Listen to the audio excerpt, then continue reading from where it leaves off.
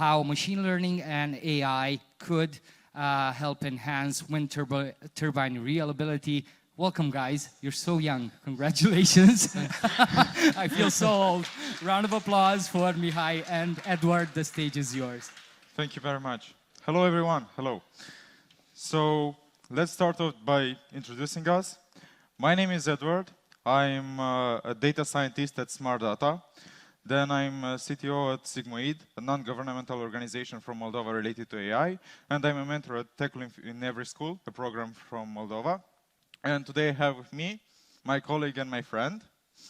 Hi, I'm Mike. I'm machine learning engineer, renewable energy enthusiast, and a mentor in robotics and machine learning for 5 years. And today we'd like to share with you our experience for almost 1 year that we had in collaboration at SmartData in collaboration with ANEA, which is a great startup that we would like to present to you today. So let's start off. I guess all of us know already that renewable energy is a continuous, ever-growing field, and we are all going straight forward into having green energy everywhere. But why is that? Have you ever asked yourself that? Probably not, because most of the time it's pretty obvious that we need it, and it's useful, and it's for free from the sun and from the wind and from the resources that we have from the earth. But now let's get a little bit into the marketing phase.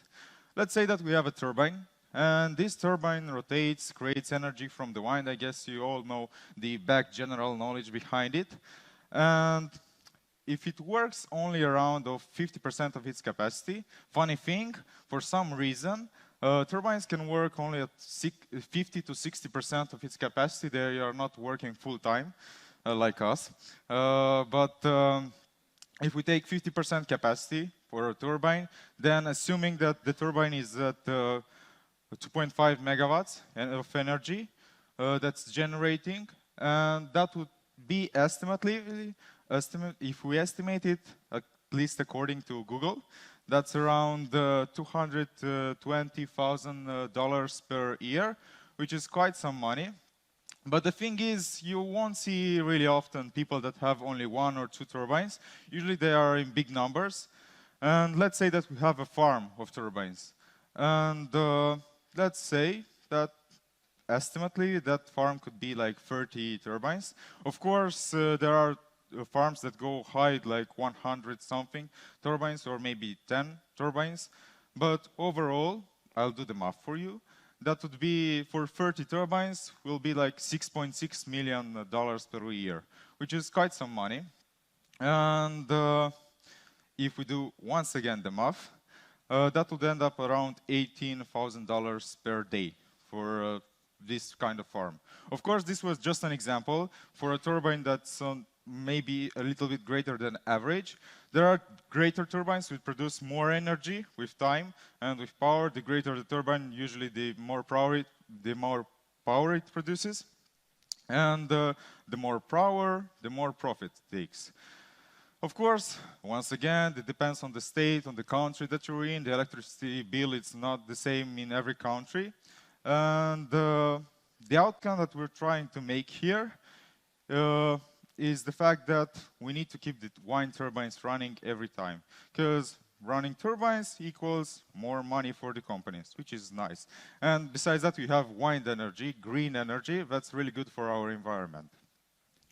Now, there is a slightly problem with trying to keep wind turbines running continuously, and that is the fact that there are still machines, they are still braking, there are still gears that are continuously working, that are warming up, and that's not quite good for us to have them running continuously. Now, they don't last forever, and that's obvious. And being built out of many mechanical parts and electrical components, of course, there are a lot of things that could go wrong with it. So now, let's make a short school lesson. We have a turbine. These are the main components that I found on the internet from the turbines, and I'll give you a quick overview so you could understand how everything works on a general level, because we know they spin and they produce energy. Please raise your hand if you know exactly how a wind turbine produces energy. Okay, that's nice, you learned something today. So we got the pitch system. What's the pitch system? It's basically these three blades that you usually see on turbines, and this part right here. They can be regulated so that they're put into a position so it's the most efficient with the spinning and the energy, then the rotations that are producing. Because if you put them like flat compared to, or perpendicular compared to the wind that's coming, they probably won't rotate, so you need to have it in a special angle. That's the most optimal for them to rotate. Then what we have next would be the nacelle. That's like the gaming rig, or where everything is put together and aligned. And maybe then we have the yaw system. That's the part that rotates the nacelle, because you won't have always wind coming from a single direction, and you have to adapt to it so that once again it produces more energy because of the wind.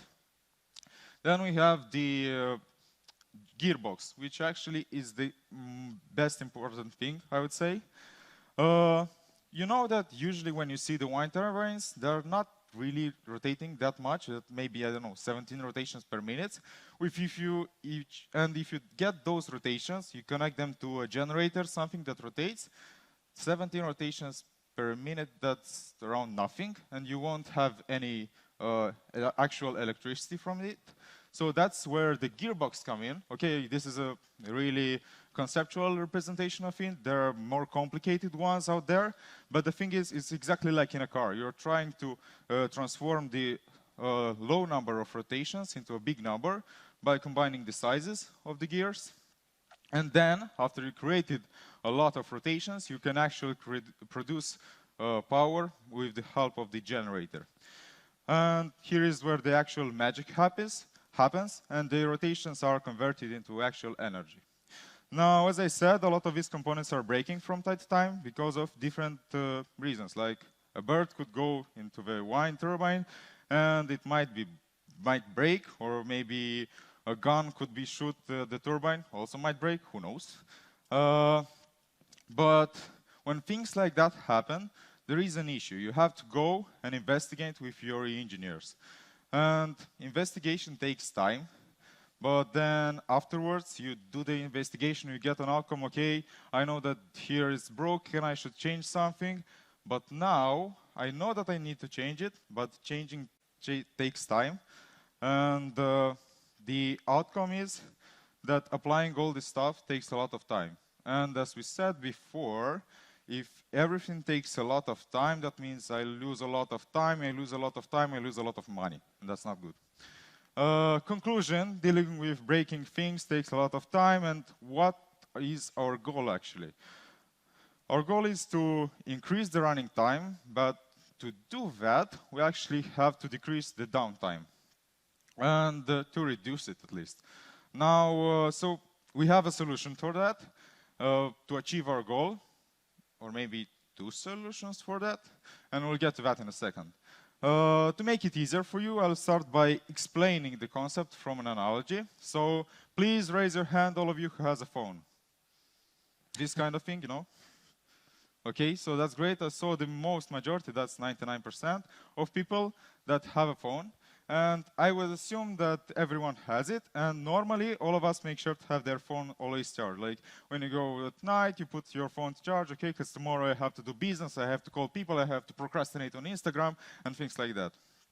And since otherwise we won't be connected to the news around the world, to do the things that are happening around us, and that's a great thing, because the progress that we made as a society with all the phones, even with the bad and the good ones, is exciting. But we take care to charge it every day. We take care of it. And the same thing kind of happens on the turbine. Let's apply this example on the turbines now. I, as an administrator, let's assume I'm the administrator of the farm that produces $6.6 million a year. And my goal is to make sure that all the turbines are continuously running, continuously producing energy and producing money. Now, of course, I have to make sure that the turbines are in an operating state and that all the components are running perfectly fine. But to do that, since I have 30 turbines, I'd have to do a lot of work. I don't like to work. Who likes to work? Please raise your hand if you like to work. Okay, we have some guys here. You're probably outliers. But having 30 turbines, it's like really messed up. You have to go to check all of them. They're really high up, if you didn't know, about 50 meters, I assume. At least when I look at them, they look high up. And if I have to go through all of them and check that every component is it's okay, I have only 24 hours in a day. And if I have 30 turbines, what? That's 40 or 50 minutes for each turbine. I need to go up there to check every component and all that stuff. That will be I have to work 24/7. No one wants to work. And putting in 24/7, that's double the thing. I could hire some people to give me all this stuff, but people are pricey. I have to give them salaries, and I don't want to lose money. But yeah. That's too much work to do, and the condition in which to do that work would be really dangerous, at least for me if I do it by my own.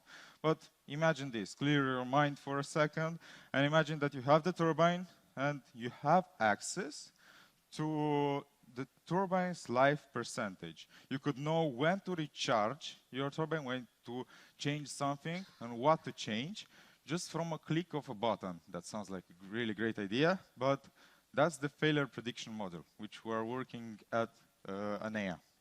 And I'll try to make a quick overview and an introduction to the failure prediction module and how it works from behind, at least conceptually. Now, we'll skip the data cleaning part because we know how I guess all of you know how to clean data, how to range it, and how to make it make sense at least. And that's being done before getting to the database state and only go from the already clear data to the actual process of generating that health or that indicator of my turbine's state. And remember in the start I told you about, we did that quick lesson and I told you about all those components and the gearbox, the nacelle, the yaw system and all that stuff. You probably forgot about it. But those are actually important things. The gearbox, let's assume that's the nacelle, the blades, and the generator. Let's take this for example. Of course, there are a lot of more others, but these are the main ones. Just keep them in mind, try at least. And all of those components are connected in a SCADA system. What's a SCADA system, you may ask? I assume that a lot of you know. Please raise your hand if you know what a SCADA system is.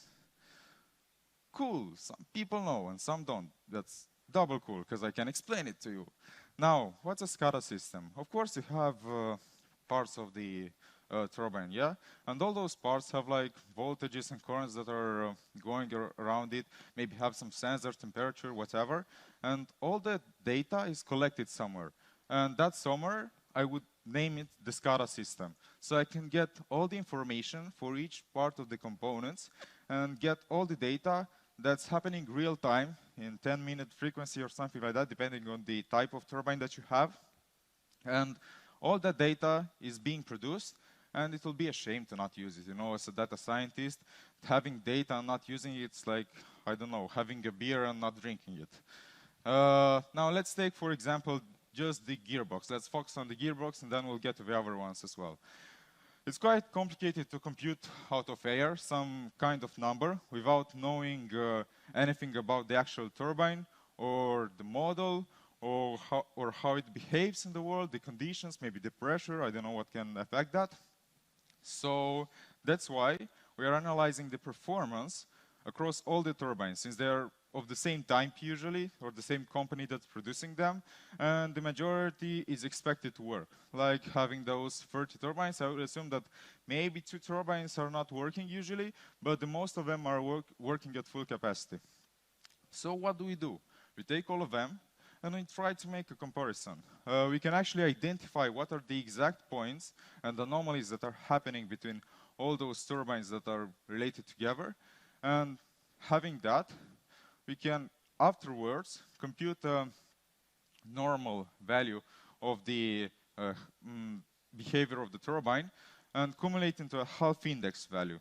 That indicator of life that I was telling you, that thing that tells you, man, you have a turbine breaking there, which basically provides us the information that we need. And additionally, we take into consideration the previous maintenance events that were done. What's a maintenance event, Eduard, you may ask? Well, that's simple. When the turbine is breaking and you don't know about the ANEA stuff, you usually, oh, my turbine has broken, I don't have energy. Now I have to call the engineer, hey man, I need a turbine to repair, can you do that? Yeah, I can schedule you 2 weeks. 2 weeks, oh man, that's 14 days, $18,000 per day. I lose a lot of money, even though I don't have it. But that's the thing, you lose a lot of money. He comes, he checks it, as I told you, that takes a lot of time. And then he needs to order maybe some piece from another country, that takes a lot of time again. But the maintenance events that are done are registered somewhere, because you need to know about it. Data is important, everything is important. Every name of you that hears in our room, it's really important. So in the end, by having those maintenance events, we can actually take them into consideration and compute the health index that basically represents the state of the turbine, the value that's its health, maybe, I don't know, the overall state, how good it is, or how well it is operating at this time. And that was just for one component. That was only for gearbox, but remember, we have a lot of components there, and we did the same process for the nacelle, the same process for the blade system, and the same process for the generator. And in the end, what we're ending up with is a multiplication of all those values that are separated. Okay, I have those values, I'm the administrator of the turbine farm, but I'm lazy. I don't know, please raise your hand if you're lazy. Yeah, all of us are. You'd have to recognize it. I don't want to have to check all those values in part. And I would like to maybe have, you're good, you're not good, you're really bad. That's it for me. I just want to know if I have to change something or if I don't. So by taking all those values into consideration, we can actually compute only one value that indicates how your turbine is now. Is it good? Do you need to make changes? You can chill at the beach in Maldives or something like that? And that's kind of it. But we didn't stop there. Now, on top of that, we are also using the latest state-of-the-art technologies and research papers and actually going further and making forecasts for the next period, which will start from 1 day and go maybe even to 1 year. But why do I need forecasts? Well, that's kind of obvious. If I can tell if my turbines is okay right now or if it's not okay right now, I want to plan my vacation in Maldives, and I want to know if I'll have a breaking turbine or not. So that way, if my product gives me an estimation at least of if the turbine will go well at least for the next couple of months, then I am free to go and enjoy my time in free. Now, that was the end. Thank you for your attention. At least the end of the failure prediction module. And now what I'll do, I'll give the clicker to my colleague and enjoy the next part of the presentation.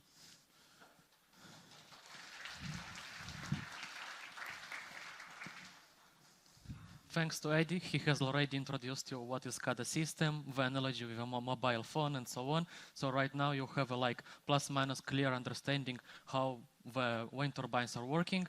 But in order to introduce you the next module, which is Underperformance, I'd like you to go back to the smartphone analogy. And yep, like everybody from the room are using the mobile phone on daily basis, social media, work, networking, and so on. But the battery is not like infinite. It has to be charged on daily basis, sometimes more than one per day. I'm charging my phone like during the night to make sure that it will last the whole day on the next day. And I'm using this failure prediction module, which has introduced Eduard, in order to make sure when the health index of my battery is lower or maybe medium or maybe high. And but sometimes we have problems. It's overheating, it's glitching. Do you guys have such problems? I guess so. Even yesterday when I was preparing for presentation, I turned off the hotspot from mobile phone. It started overheating and then it shut down. So I need to change my place in order to work on the presentation. So the moral of the story, never buy cheap phones because they're shit. But no, it's not the meaning of a presentation. And because the phone is overheating, glitching, and so on, we can't get the same amount of hours of work or the same amount of performance.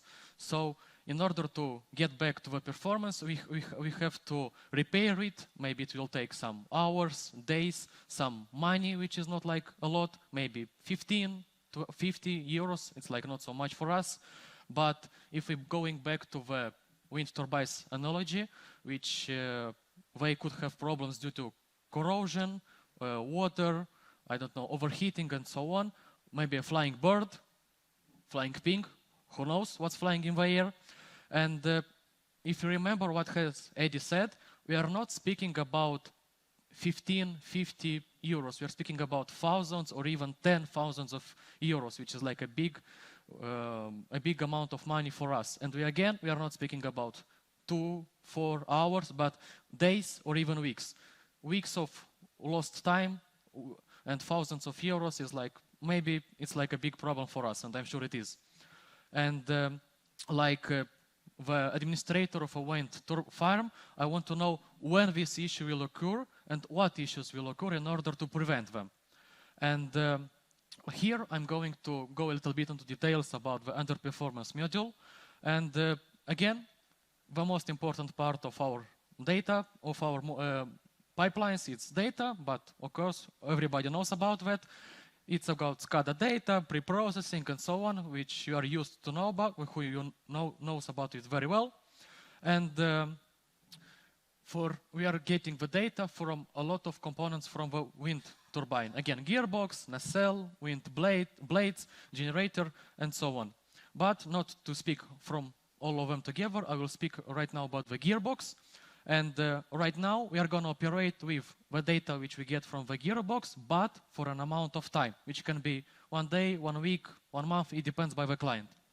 And after we get the data, we make sure that we are going to train the first model where we're going to know what's the normal behavior of a wind turbine. Why we are using a model but not some classical formulas? Because they have proved that they are wrong in practical conditions, and that's why we have implemented our own model for making sure how the wind turbines are working in normal behavior.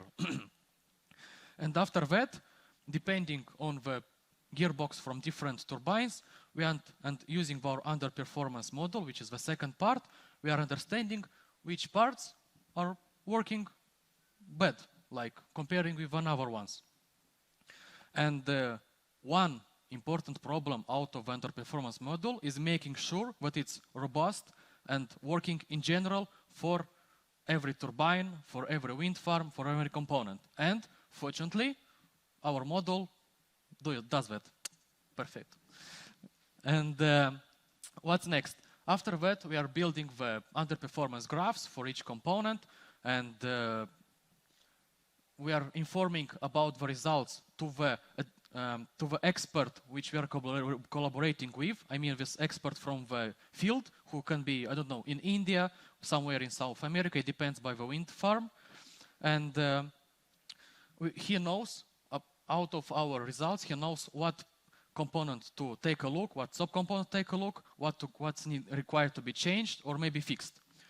And due to failure prediction model, due to underperformance, these losses, theoretical losses which could occur, about thousands of euros, are not more present.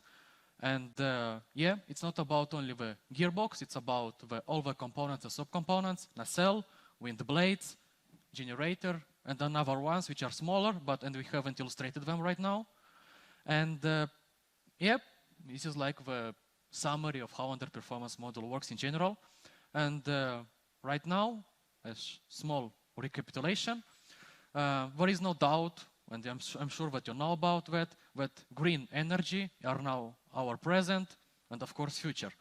In 2025, it's not far away, it's only 2 years, renewable energy will consist more of all global energy, like it will consist like more percents like from gas, from coal, so we should take care of, or should take a look at this kind of electricity generator techniques. And with wind turbines, we continue revolutionizing it, but at the same time goes, we understood that the data, it represents the most important part of which lets us revolutionize the world and the modules and so on. And together with SmartData and ANIA, we are making sure that the data helps us, and it consists of an advantage in order to build and to build the best technologies. And how we have presented right now, failure prediction module and underperformance are like one or maybe tens or maybe thousands of models can be built in order to make wind turbines work better, and not about that. It could be integrating in solar panels, and yeah, that's fine.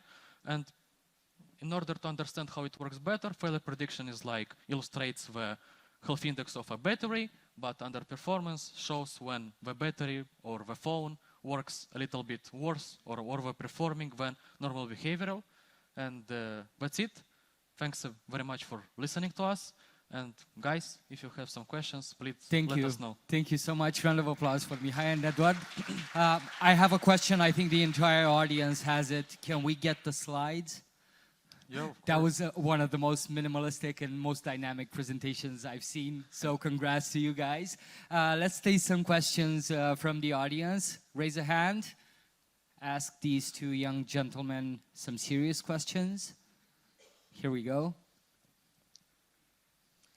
Very interesting presentation. I want to know more about architecture. Where do you actually run the models? Actually, just to make sure that I introduce, we have one colleague from ANIA here with us, and I would like to get him to the stage as well to talk with us and respond to the questions. But I'll start off until everyone thinks of our questions. So we are building our algorithms, and afterwards we are running there, of course, not on our local machines, but we do that on cloud. So it's cloud computing. Cool. And how do you get the data to the cloud? What type of protocols you have? How do you get the data to the cloud? Here we go. The clients are transferring data to us in various ways. So sometimes it's in an email, sometimes they upload it directly to our cloud, and then we are implementing our data pipelines to clean the data and ingest it into our time series database, which we build our models on. So they're extracting from there and then running the implementations.